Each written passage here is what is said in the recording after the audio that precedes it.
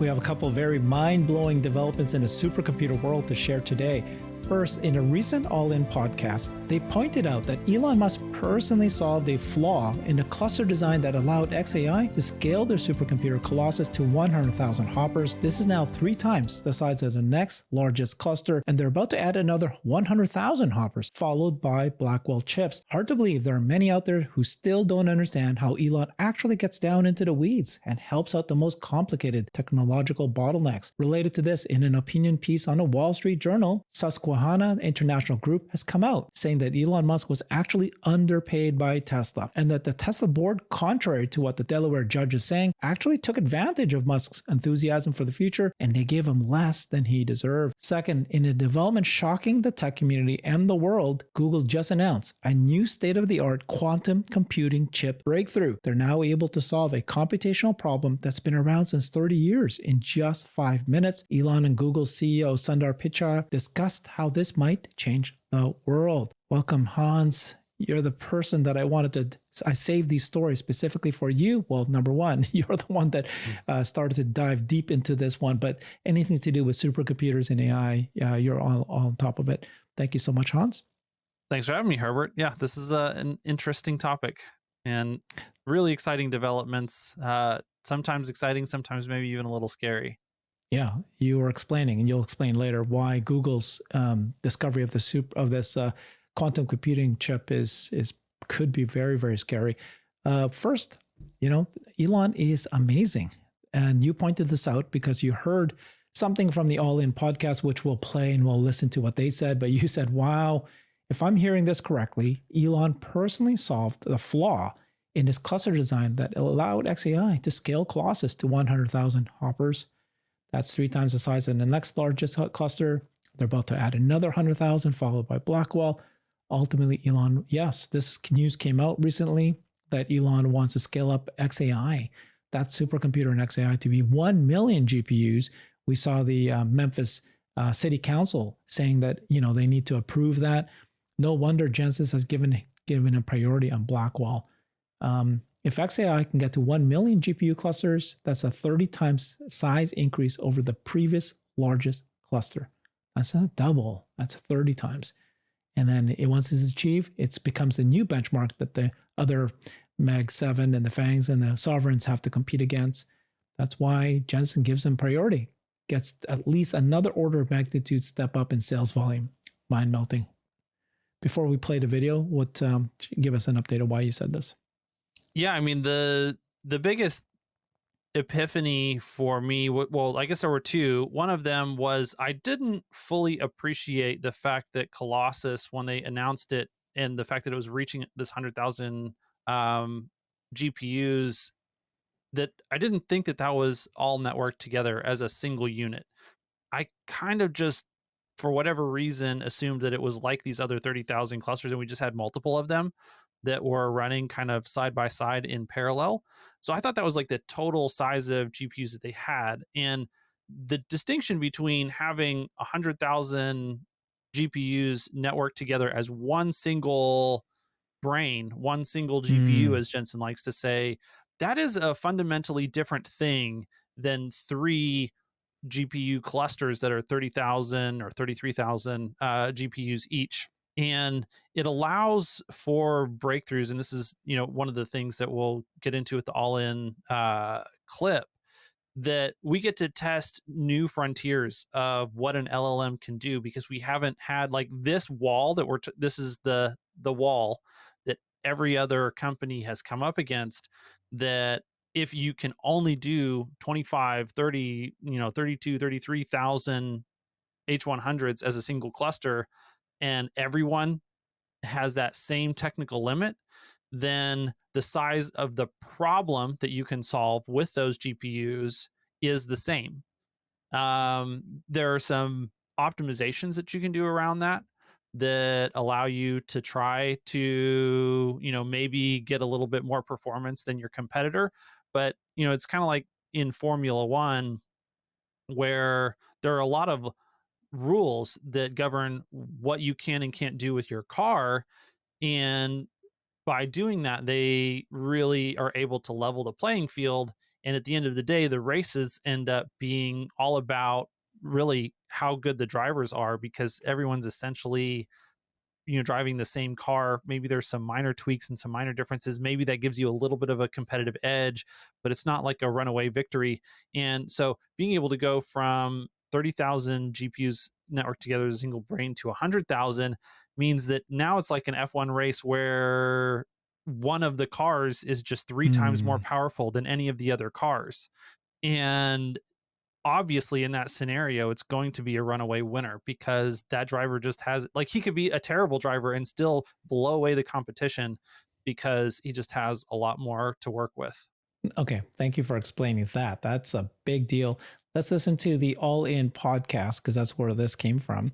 And they dropped this episode, and then these guys were talking. Who's Gavin Baker and JT Lonsdale? We're going to listen to Gavin Baker?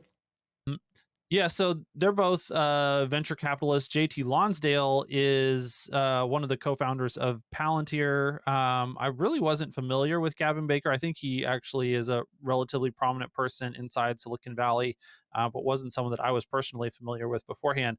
But his level of understanding of this specific problem is excellent, and he's also one of the investors in xAI, and so he's got Okay, whatever he knows. access to information that the people on the xAI cap table have, and that gives him some extra insight. But everything that he's talking about here in this clip is based on the publicly available statement. So he's not really providing material non-public information. He's just helping us to understand the information that's already out there publicly better. Sounds good. All right, we're going to play this. It's a 6-minute clip. Let's watch some parts of it. Cal, do you want to talk about AI with Gavin and Yeah, I think that would xAI? be like a great next place to go, would be to talk about the supercomputer being built by a friend of the pod, Elon. He's now got the world's largest supercomputer, and he's going to 10x it, according to reports. Yeah, and I would just say this is, I think, a very important moment for AI,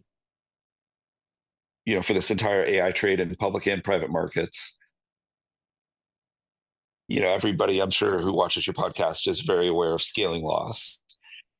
And we have not had scaling laws for training, where if you 10x the amount of compute used to train a model, you significantly improve the intelligence and capability of that model. And often there are these, kind of emergent properties that emerge alongside that higher IQ. No one thought it was possible to make more than 25,000, maybe 30,000, 32,000, pick a number, NVIDIA hoppers coherent. So for those who don't know what the scaling law is, it basically says that, if we train with 5,000 GPUs on this same data set, and then we do our next model, and this time we use 10,000 GPUs on it, that using more GPUs gives us a better model on the backside. And this is what we saw with, from GPT-1 to GPT-2 to GPT-3 to GPT 3.5 to GPT-4.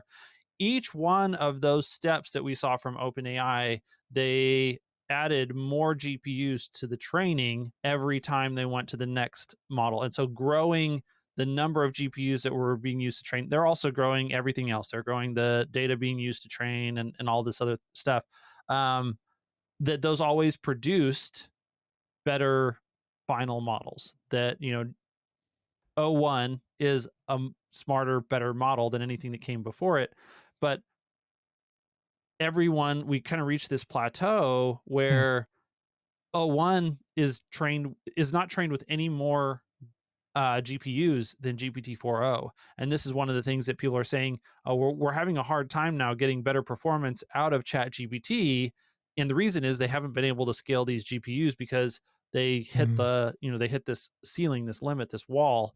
So now what ChatGPT is doing, or what OpenAI is doing through ChatGPT, is they're having to think for longer in order to pretend that we were able to train with more GPUs to begin with.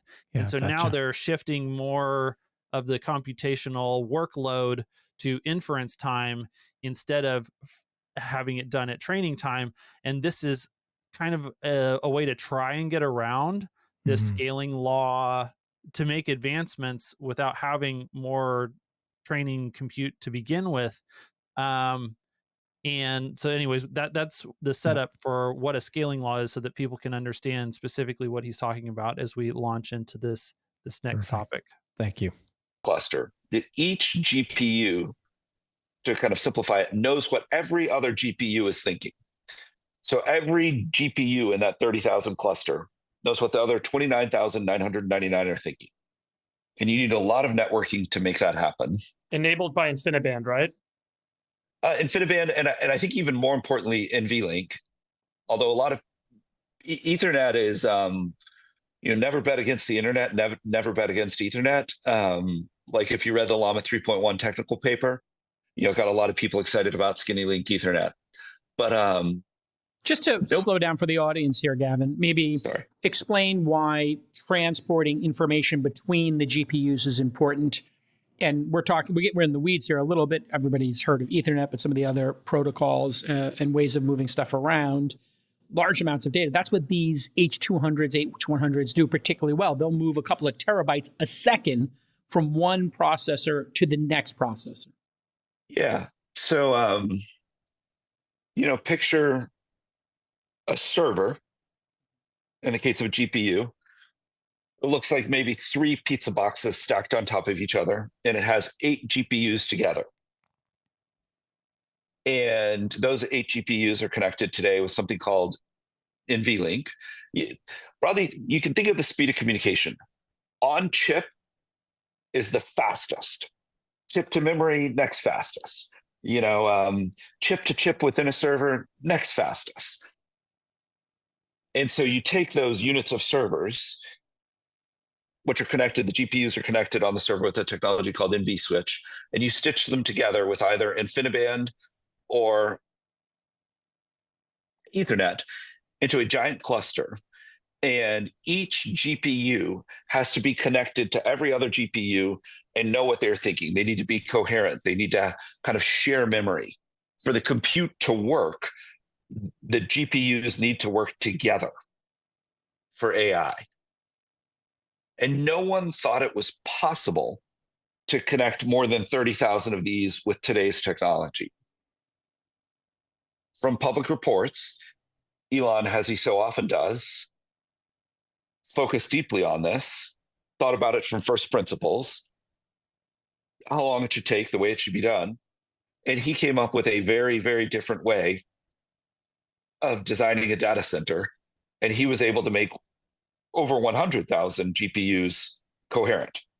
No one thought it was possible. If I was a last minute ad for this, but I would have said there were all these articles that were being published in the summer saying that no one believed he was going to be able to do it. It was hype. It was, ridiculousness. And that was coming. The reason the reporters felt comfortable writing those silly stories is because engineers at Meta and Google and other firms were saying, we can't do it. There's no way he can do it. He did it. And I think the world really only believed it when, Jensen did that podcast, I think with, wasn't it with Gerstner? It might have been with Gerstner. Yeah, I think it was with Gerstner, and said what Elon did was superhuman. No one else could have done it. And I actually think you can argue that Elon doing that in a lot of ways kind of saved Nvidia from a tough 6-month period when Blackwell was delayed, because everyone who was waiting for Blackwell and thought it was impossible to make 100,000 hoppers coherent rushed out and bought a lot of hoppers to try and do it themselves. Now we will see if someone else is able to do it. It was really, really hard. No one else thought it was possible. And as a result of that, Grok 3 is in trading now on this giant Colossus supercomputer, the biggest in the world, 100,000 GPUs. In Memphis. At the old Electrolux factory. And they're putting a lot of energy in there, a lot of natural gas, a lot of a dingy Electrolux factory. Yeah. With a lot of megapacks around it. And the city of Memphis is all in on supporting this. Yeah. Which is obviously smart for them. but you have not had a real test of scaling laws for training, arguably since GPT-4. And this will be the first test. And if scaling laws for training hold, Grok 3 should be a significant advance in the state of the art.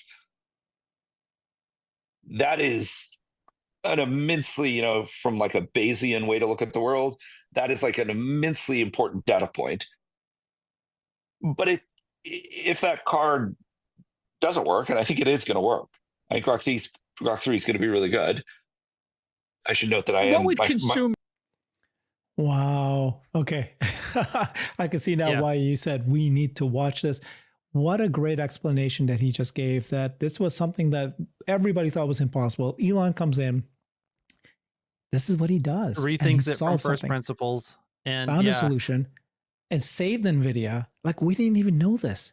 And this is what we have in our hands here for Tesla and xAI. This brilliant mind that's now so far ahead of everyone else. Not only the speed of implementation, but this kind of stuff, like implementing something everybody can't do. Yes. And the implications are deeper than that, based on, the conversations that we've also had, inspired by like Brian Wang's analysis of the speed at which they even brought it up. So a couple things to just sit with and marinate in for a second. Elon now is Nvidia's most important customer, and that actually is on two fronts. So, okay, not only did he pioneer this breakthrough with the networking solutions that allow them to make this bigger thing, it's incredibly insane that it works at 100,000 GPUs. The fact that he's talking about going to 1 million GPUs, we don't know for sure that he thinks that we can network 1 million GPUs together as one single giant supercomputer brain. If we can do that, I mean, that's just, that implies a level of progress that is insane. But then if you factor in the fact that he is going to be able to build that data center 5 times as fast as the nearest competitor, and he's going to get his GPUs before anyone else. So Jensen's going to ship him Blackwells before Microsoft, before Meta, before Amazon. Like, Azure is not getting this. So no one else is going to have access to Blackwells before Elon does it. He's going to get the biggest shipment, and he's going to put them together and make one giant supercomputer out of them. And the reason that Jensen's going to say, yes, you can do that, is that it means that everyone else now has to chase xAI to try and replicate it. And so the fact that they can do it faster and they're going to get priority on deliveries just puts them in like, it gives them a moat that no one is going to be able to compete with. They're able to execute technically harder challenges than anyone else at speeds that no one else can compete with resources that no one else is going to have access to. It's a threefold unassailable moat. I did an interview. If Grok 3 delivers on what Gavin said and becomes, it's even if all it can do is compete with O1, but it takes a fraction of the inference time and cost to do exactly what O1 does, just that in and of itself is a technical feat that proves demonstrably, that and demonstrably and irrefutably that xAI is the new king of state-of-the-art AGI research. The fact that there's even, like, this is even a conversation that xAI could be well ahead of OpenAI within 18 months of being started is insane. And remember that whatever those technical breakthroughs are, and I said there's another element that Jensen loves Elon for, and that's actually Dojo. We in the Tesla community, we've thought that Dojo was going to be this competitor to Nvidia, and what I've started to realize over the last week is that Dojo is a much smaller customer for TSMC than Nvidia is, and they can do technological development for commercial products at a much smaller scale. And so they can work on really, really hard to implement silicon fabrication methods with Dojo. They can ship them in, not tiny quantities, like significant quantities, but not Nvidia quantities. And they can push that envelope with like the Dojo. R&D. And then whatever they do with those Dojo chips ends up being incorporated into the roadmap for Nvidia GPUs as well. And so Elon is providing, he's one of Jensen's biggest customers for Nvidia GPUs, and he's providing Jensen with, on the other side of the aisle, a proving grounds for the technology that Jensen wants to use to make his next GPUs better. And so like the level of positive, mutual benefit that Elon and Jensen are able to develop and provide for each other is moving into the stratosphere. Yeah. And it's all because of the developments that we've seen in the last year. Okay. My mind is blown. I honestly didn't know all these details. I so appreciate you explaining it to me.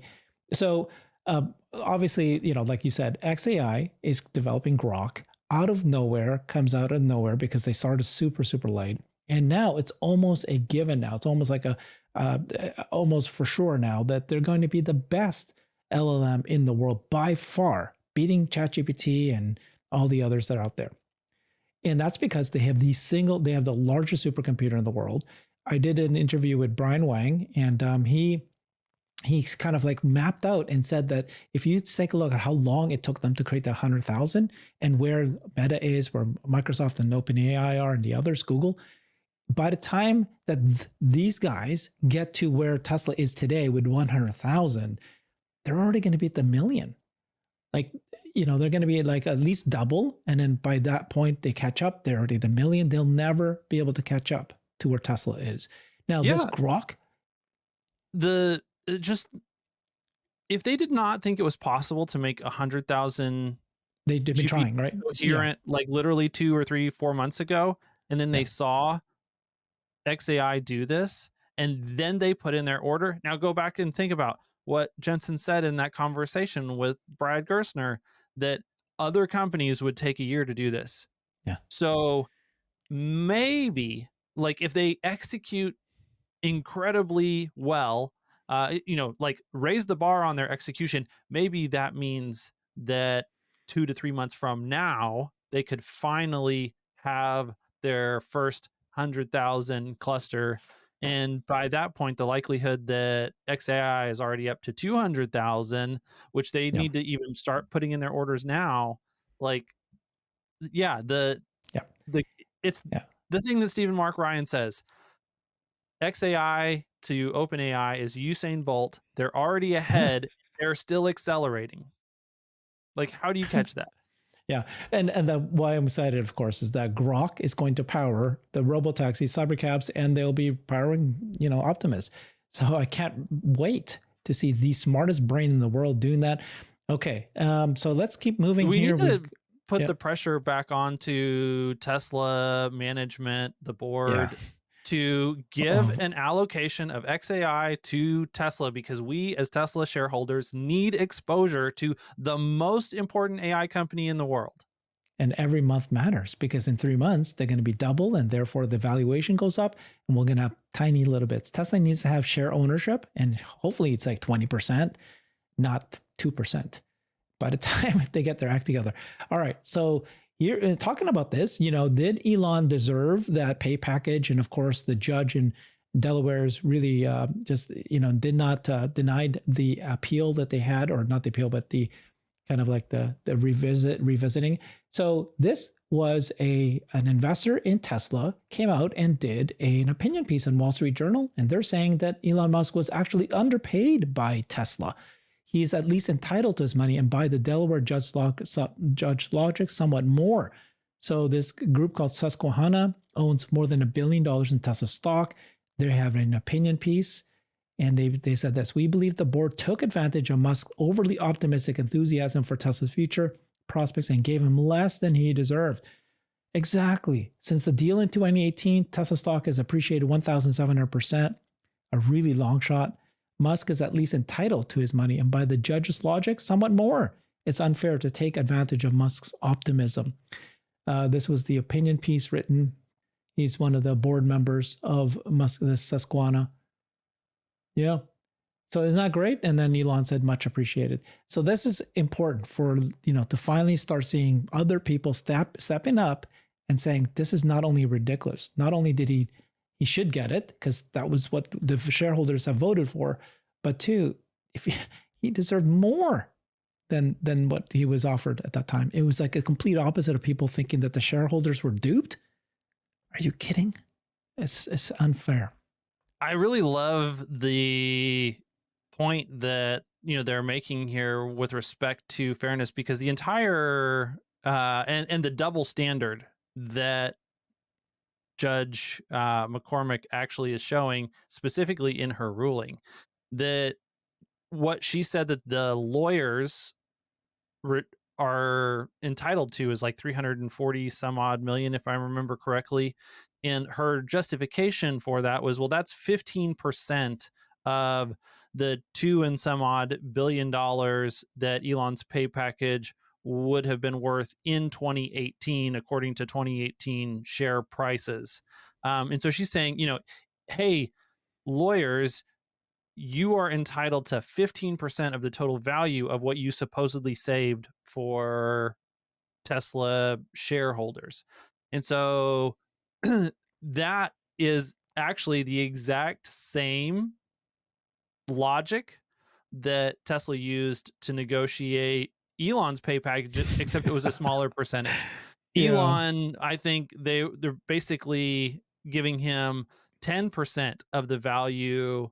If I can, and people are going to have to go check the actual numbers. I don't remember specifically what it worked out to, but my general recollection is that they were saying, Elon, if you 10x the company, we'll give you 10% of the shares of the company, or we'll increase your ownership stake by 10%. So if a 10x of the company is worth 10% increase in ownership by the Tesla shareholders agreement with Elon Musk in his compensation package, then how is it fair to award the lawyers a larger percentage of their supposed savings for the company than what Elon was awarded in his compensation package? And all of this supposedly in the name of fairness, that it's not fair for Elon Musk to get 10% of the company to 10x the stock. It is fair for lawyers to receive 15% of a 2.3 million or $1 billion savings from not giving Elon anything for his pay. And that's what it assumes, that Elon is going to get paid zero, that he was going to get paid 2.3 billion. Now he's going to get paid nothing. And there you go. So yeah, it's just such an insult. Okay. Yes, we're going to have to insulting. fight this. It is insulting, using a certain logic. And then, like you pointed out, so we need more and more people like this stepping up, writing opinion pieces. And like the public is in support of Elon. Certainly the shareholders are. So, and the business community at large. Like this is not good in the opinion of the vast majority of. Okay. So I've heard, I'm not able to explain further, but it sounds like this may turn out to be in our favor, Tesla's favor. This will all work out well for us. We'll see. Okay. So let's not worry about that. I'm sad that the next storyline is such a big deal and we're not going to be able to spend too much time talking about it. But so it looks like Google had a tremendous breakthrough. Sundar Pichai, who's the CEO of Google, they announced this yesterday, introduced Willow, our new state-of-the-art quantum computing chip with a breakthrough that can reduce errors exponentially as we scale up using more qubits, cracking a 30-year challenge in the field. In benchmark tests, Willow solved a standard computation in less than 5 minutes that would take a leading supercomputer over 10 to the 25th years, far beyond the age of the universe. That's what you told me. This is not just solving what standard computers can solve in 30 years. No, this is something that a leading supercomputer would have taken basically the age of the universe to solve this problem. They did in 5 minutes. Elon said, wow. And then Sundar said, we should do a quantum cluster in space with Starship one day. Ooh, I wonder why that would be important, Hans. Is that the heat that's required and the cooling required for that? I don't know. And then Elon said, that will probably happen. Any self-respecting civilization should at least reach Kardashev type 2. In my opinion, we're currently only at less than 5% of type 1. To get to 30%, we would need to place solar panels in all desert or highly arid regions. Sundar said, indeed, we should scale solar so much more. Amazing that we keep looking at alternatives when the most obvious path is staring at our eyes, literally. Ooh, what a conversation, Hans. Yeah, lots of implications on the Kardashev scale. Just real briefly, the idea is that Kardashev type 1 is that we're actually able to use 100. If you are complete Kardashev type 1, you could use 100% of the energy that is reaching Earth from the sun. Kardashev type 2 involves getting a lot more, like I think harnessing the entire energy produced by the sun. And then Kardashev type 3 is more than that. And you're talking about, harnessing the energy produced by more than one star, which is pretty insane.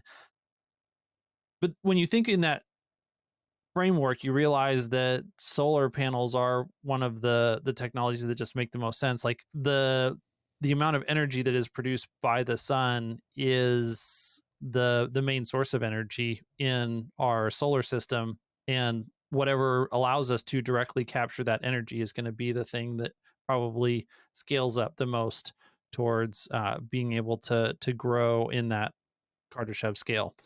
So that's why they're talking about that. And then I think the reason that they're talking about putting a quantum computer in space is because you could probably power it by solar panels in space, which because the sun's energy is not coming through the atmosphere, it's not getting diluted or diffused. And so you actually can capture more of that energy directly. I'm really not that familiar with quantum computing to know if it's that, or if it's a heating and cooling thing, or if we're just assuming that as we continue to make technological progress. I mean, this is one of Jeff Bezos's claims, is that we should really just move industry off of planet Earth into space over time. And so it could be more related to that. Definitely, I mean, at the very least, you're going to want to take, like, if quantum computing becomes a standard in the future, you're going to want to be able to take your quantum computers with you wherever you go out into space. And so even at the very most basic scenario, you would still want to be able to have a quantum computer right along with you in your Starship to wherever it is that you're going in the solar system or beyond. So that's kind of there. Now let's go and dig into, okay, what does it mean? Like the implications of what he just said there. The standard computation that he's talking about is essentially all of modern cryptography and cybersecurity is built on the idea that we can make these math problems that are essentially impossible to solve with standard methods, because it would take you beyond the age of the universe in order to solve them on average. And so this is what, private keys, public keys, SHA-256, encryption are all based on this specific challenge that will make a math problem that it's really easy to create a public key and a private key. It's basically computationally free, that you can do that in a couple of milliseconds with really standard computer hardware. But then on the flip side, it's the asymmetry of, well, now it would, you can create it for essentially free, but to try and crack it, you need lots of energy, you need lots of time, you need lots of hardware.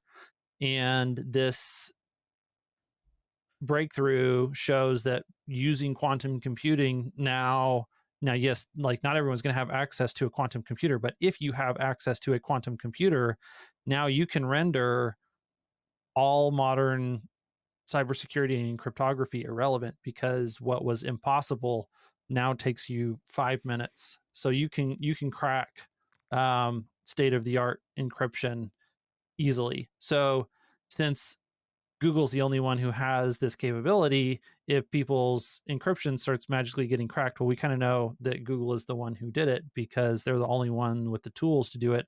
But this is going to drive a new arms race in cybersecurity to develop new methods of encryption that are actually hardened, and they're also going to be like it's going to be quantum computing native cybersecurity that uses the same principles of quantum computing to actually make something secure that right now are allowing quantum computing to render current cybersecurity useless.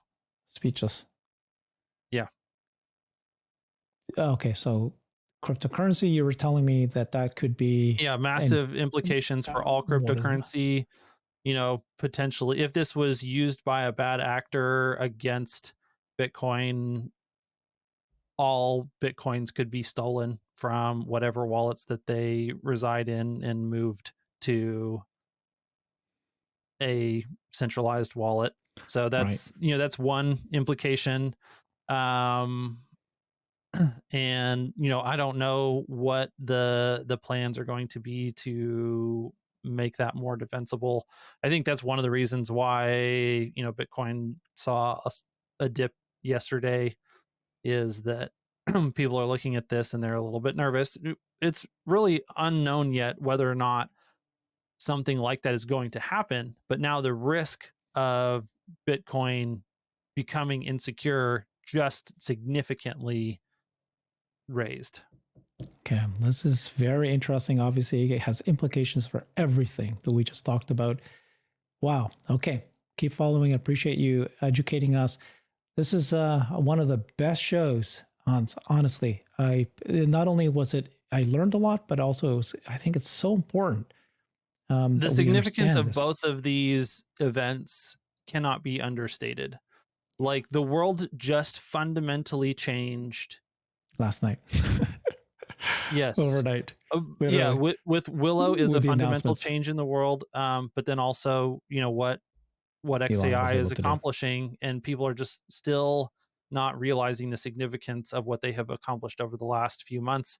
And it's going to become massively clear here in the near future, unless scaling laws don't hold, which right now we have 0 data points that would make it more likely that's not going to happen. So if things continue to operate the way that they have in the past, we are about to move into a new age of artificial intelligence and a new age of cybersecurity. Hans, thank you so much. This is why you follow Hans. This is why you should go check out his YouTube channel. This is unbelievable. I appreciate so much I can turn to you and get this kind of knowledge. Appreciate this. I learned a lot. Follow Hans. See you guys. Bye, everybody. I've created a website that is the most comprehensive resource for the Tesla investor. Please check it out. Simply go to my website at herbertong.com.